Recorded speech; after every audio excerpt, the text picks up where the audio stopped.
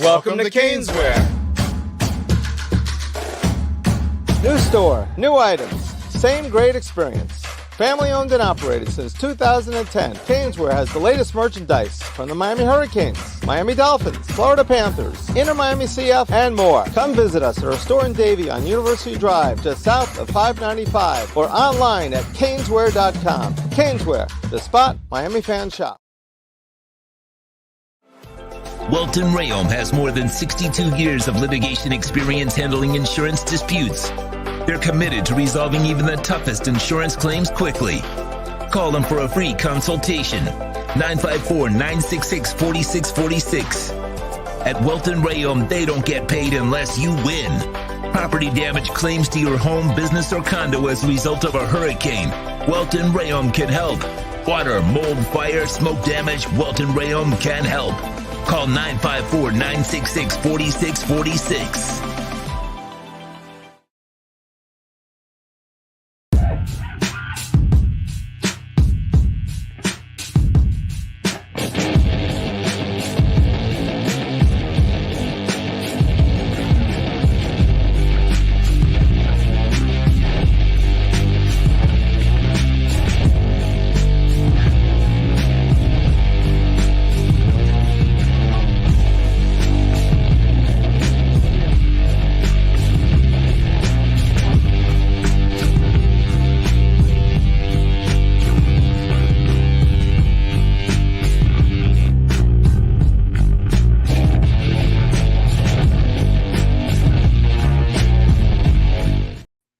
We are live. Friday Night Smackdown just goes off the air. It started on fire and it ended on fire as well. Paul Heyman ends up getting put through the table. Will that finally bring in or bring back the tribal chief, Roman Reigns? We got a lot to digest here on the Squared Circle Digest, breaking down the Smackdown show that just went off the air on Fox. It started with the Bloodline arriving at Madison Square Garden, minus Jacob Fatu. Solo told Paul Heyman that Jacob is not here tonight. They head to the ring. Cody, Randy, and KO pull up, and from there, the fight is on. A fight all over the place. They bring out security. They lay out all the security. They finally bring out New York City's finest, and they are able to calm Cody, Randy, and Kevin down, get them out of the ring, get them to their vehicles, and they are escorted out of Madison Square Garden. They are done for the evening. But the Bloodline was not done for the evening. We saw a lot of the Money in the Bank matches take fold. Not as many upsets today as was, I thought, last week when you had Carmelo Hayes in there with Randy Orton, and then also, the one with KO not making it in. This week, Tiffany punches her ticket. Naomi punches her ticket. I like the angle they're working now with Indy Hartwell and Jade Cargill. They got Jade. They figured out a way to take Jade out of the match. I thought it was going to be more involved with Nia, but it ends up being Indy. And now we get Candice and Indy against Bianca and Jade again. Not looking too forward to that, but again, it is a way they are at least making it interesting on ways to take Jade out of the match. And with that one, it was Indy this time. Blair Davenport looked tremendous. I thought she looked very well in her match. And so she will be now. Tiffany Stratton, punches her ticket in, but Blair looked very well in her match. They showed Naomi and Bayley backstage. You also had interesting thing. They showed Jalen Brunson, who plays for the New York Knicks. They're in Madison Square Garden. They show him before the triple threat men's match, which is LA Knight, Escobar, and Logan Paul. And then as Brunson is sitting ringside, Logan Paul is introduced, and he says he's brought somebody that knows how to win in Madison Square Garden. Tyrese Halliburton is brought out, who plays for the Indiana Pacers. If anybody knows the NBA season, they know the Indiana Pacers beat the New York Knicks in Game 7 in MSG. And I'm sure that still is a sour spot with most of the New York City fans. But Tyrese Halliburton was ringside. He does get involved. He gets brass knuckles, goes to use them. Jalen Brunson jumps over, confronts him. They go back and forth. LA Knight ends up picking up the win after Logan Paul rolls him up, holds the tights. He ends up pulling Logan Paul's tights, gets the 1, 2, 3. LA Knight has now punched his ticket to Money in the Bank. But afterwards, Halliburton, with the brass knuck still on, and Logan Paul start kind of circling LA Knight in the ring. Jalen Brunson comes back in with a steel chair, kind of chases him back a little bit. Nothing ever happened. I don't know if they're going to lead to anything here. Can we get Logan Paul and Halliburton, Tyrese Halliburton against Jalen Brunson and LA Knight? I don't know. It's interesting to see how they rolled that out, but I don't know how it's going to go anywhere unless they do it at Madison Square Garden. They also did another thing toward the Knicks. It was Apollo Crews and Baron Corbin there in the back talking. Carmelo Hayes comes in and says it's Melo, but he knows how to win. He's not Carmelo Anthony. He's Melo in the Bank. And he put himself over as what is going to happen with that match, which it's going to be interesting to see how this plays out. I think there's 2 more entrants for the men, 1 more entrant for the men, for the women. So we'll see how that goes and works out on Raw. But then we get the DIY backstage. They're going to get a tag team title match in Toronto next Friday, leading into the Money in the Bank. I mean, Toronto next week, you've got Friday SmackDown. You've got Money in the Bank Saturday, and then you've got the pay-per-view for NXT on Sunday. So, and that'll be next week. This week, of course, you've got Forbidden Door. So a lot of wrestling going on right now, man. It's a great time to be a wrestling fan. Then we get to the Bloodline acknowledgement ceremony. And man, let me tell you, there was a lot to unpack there. And let's see here. I got Cat for Life in. My dad is in, of course. And I look on Instagram. I see we've got DSI Performance Lab in. My daughter is in as well. So appreciate all you guys that are in. We're also on X. But if you are watching on any of the other platforms, please jump over to YouTube, Stanley Media House Network. Hit that subscribe button for me, please. Let's dive in and digest what the hell happened. Cat for Life is asking real quick, Sean, do you think Kevin Owens connected on that flat fall? He connected, but not as probably much as he wanted to. So a lot of his lower back went over the table and onto the floor. So he's probably going to have a nice sized bruise. And it's going to be very interesting. He's going to be walking very gingerly, I should say. But then the end of the night, man. I mean, Bloodline acknowledgement ceremony. They've got the 3 of them in. Paul Heyman's looking all scruffy. Looks like he hasn't slept in months. And then he introduces, his enforcer, Jacob Fatu. Then he goes 1 by 1 with Tama Tonga Leao, and Jacob Fatu to acknowledge him. Then he grabs the microphone, looks at Paul Heyman, and he says, acknowledge me as your tribal chief. And they have the tribal chief lei, the red one that Roman usually wears. And they want Paul Heyman to put it on. And you could tell Paul Heyman the whole time is conflicted. And I even skipped over probably one of the more important parts. Solo Sikoa at the beginning grabs the microphone and in Roman Reigns fashion says, Madison Square Garden, acknowledge me. That hasn't happened. I believe that's the first time where he's done that on a live TV show.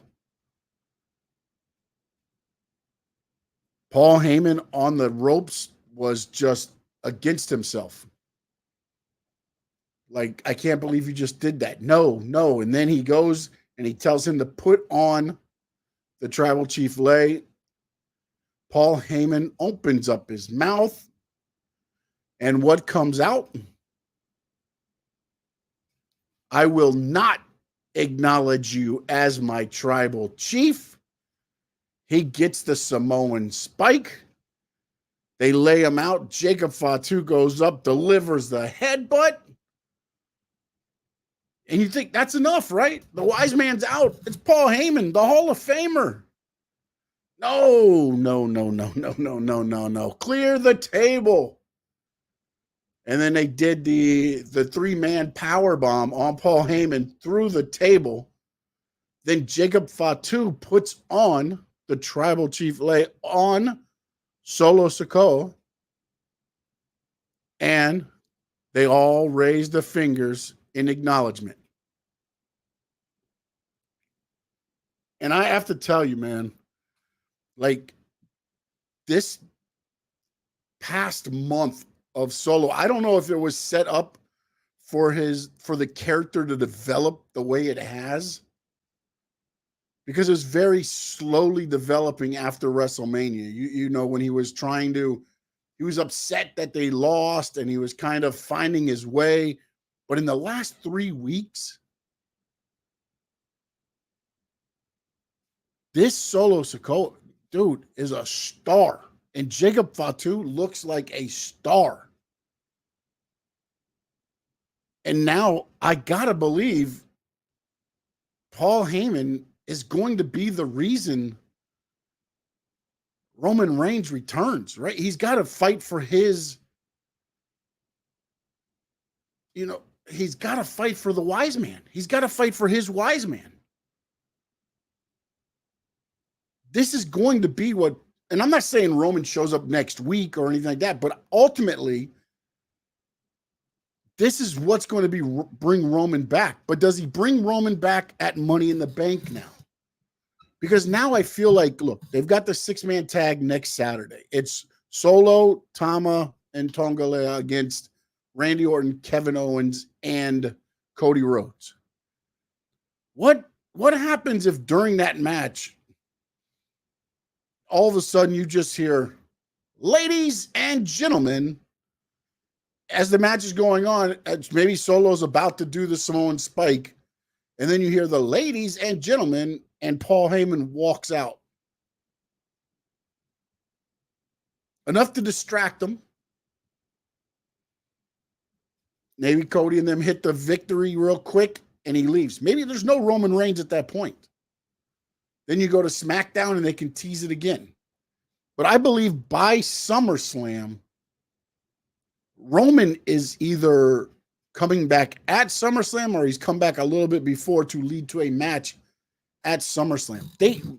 Solo Sikoa has elevated the bloodline storyline within the WWE the way they have laid this out leading up to now, where you're going to have the Civil War. It is coming. The question I have is, when Roman returns, does Jimmy come back? Does Jay just go, like, what will Romans, or do we get more of the Samoan dynasty coming in? You still have Zilla Fatu. Where does he fit in? There's other Samoan dynasty members still out there that could come and become a part of this with Roman without having to use Jey Uso.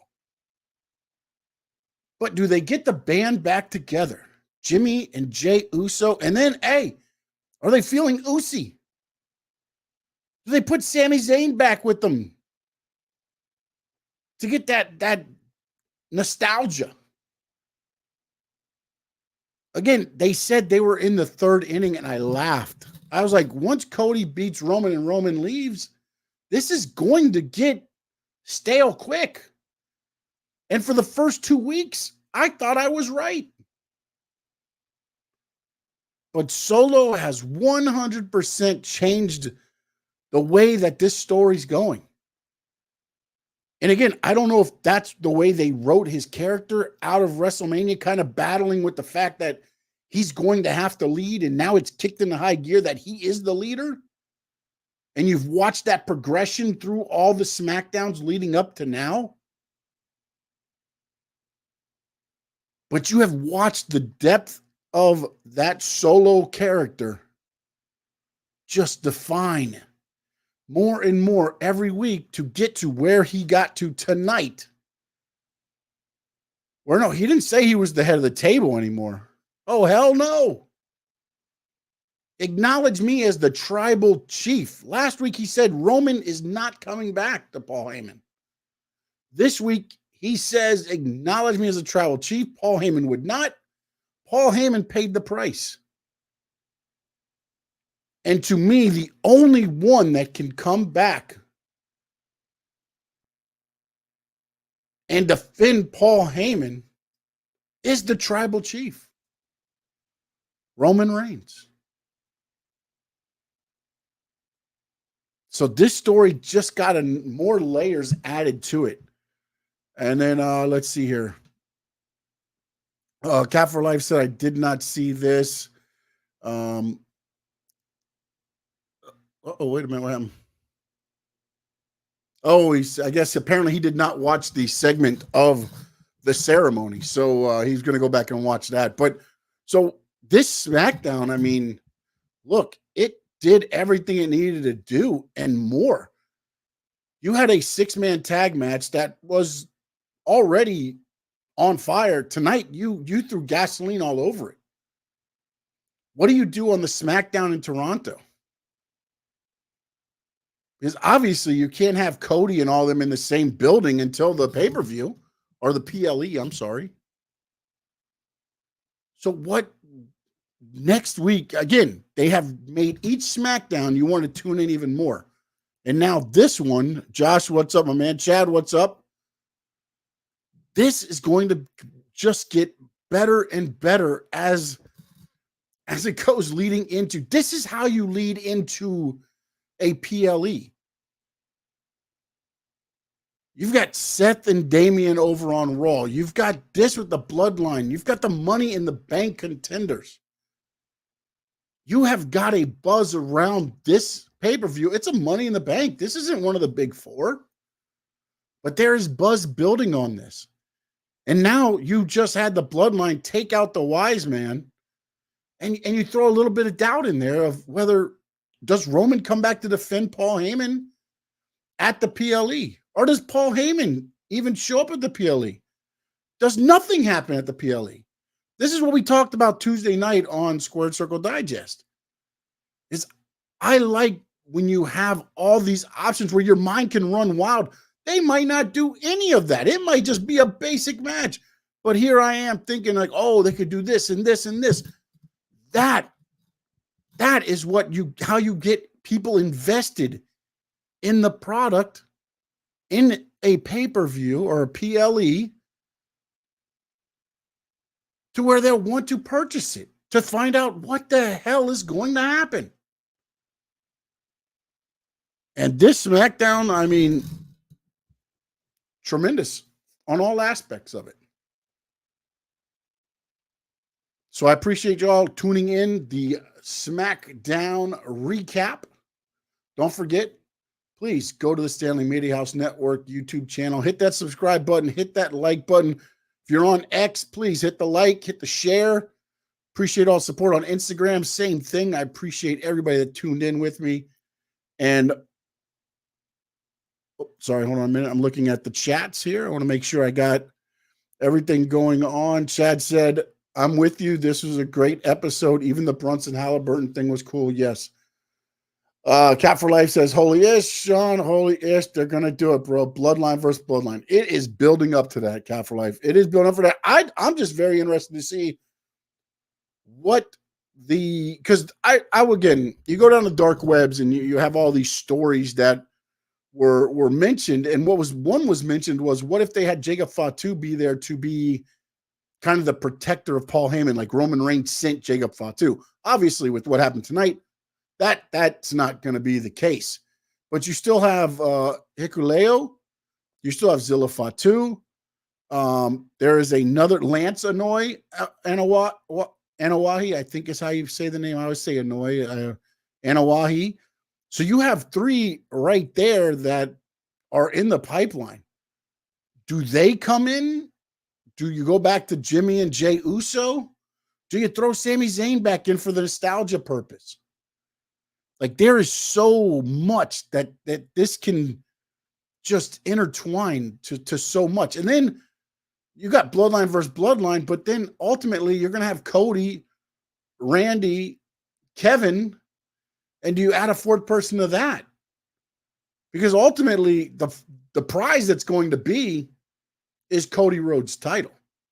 And you saw Randy Orton kind of tonight when Cody was in the ring saying, you know, tonight we're in MSG, the building for WWE, all the history, everything else. I should be here defending my title against a worthy opponent. And Randy Orton kind of looked at him and smirked a little bit if you watched him. That, again, that's another part that, you know, once the Bloodline versus the Bloodline, will it be Randy Orton against Cody Rhodes? Does that lead us to SummerSlam? Do they hold off on it? Take it to the Royal Rumble? I mean, there is so much going on right now in WWE, and it's just going to get better. I mean, ultimately, it looks like SmackDown will go to USA, become 3 hours. Raw, once it goes to Netflix, will be just 2 straight hours, commercial free. You still have NXT, which is going to CW. So, I mean, look, man, it is looking very good. It is looking very good. And I like everything that they're doing. And again, I appreciate everybody that's tuned in here. Please follow me on all my social media platforms at Sean_Stanley11. Tomorrow night, we've got Collision, so I'll be on talking Collision. And then we've got Forbidden Door on Sunday, man. I've got some other stuff coming out, talking about Daniel Garcia, that opening segment tomorrow from AEW Dynamite. And I might dive into try to think of some things here on this Bloodline, which way they could go.